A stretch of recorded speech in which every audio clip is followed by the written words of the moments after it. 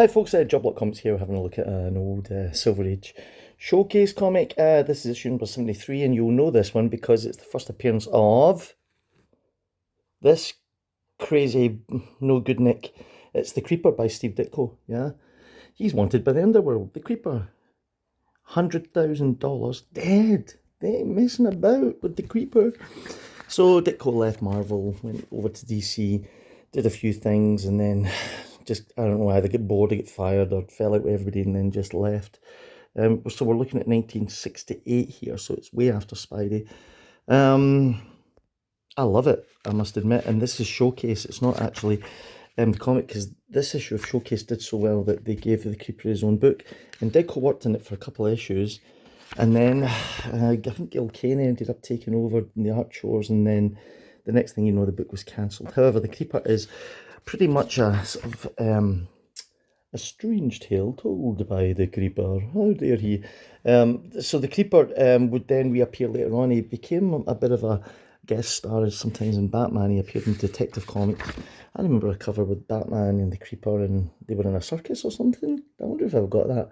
And the Creeper's kicking Batman, and he rode up. But it definitely wasn't Ditko. This here is a very much Steve Ditko. You can see it in every single panel. The Creeper was a bit weird and a bit wacky, but then so was Ditko, and let's face it, you know, looking at these characters here, what you have to remember is that often when Steve was involved with doing these storylines, there was always other layers going on. Look at this here. You too can play the game. An 80-page giant of Action Comics, yeah, and it's done, the front page is done like a board game. Oh, I miss the 60s. So, yeah, so there was always other things going on, so you kind of had to sort of read between the lines with Steve's work. And often, you know, when you're reading this as a kid and you're thinking, he's just a goofy superhero. And then when you get older, you suddenly think, oh, wait a minute, I see what was going on here. There's a bit more to it than met the eye. Lots of dualities, and all you need to do is look at Steve's later work when he was doing his independent stuff, and talking about how he was treated within the comic book industry. I feel sorry for Steve Ditko. I don't think he ever got the recognition he deserved. He certainly never got the money that he deserved. And I know there was that big feud with him and Stan the Man, and there was all kinds of stuff going on. And then, do you remember that Jonathan Ross documentary, In Search of Steve Ditko, when Jonathan Ross went looking for Steve? Actually got to his New York office, actually went up and met him. You could see he just couldn't believe it neither. But Steve refused to go on camera, and then refused to let Jonathan, pretty much say anything.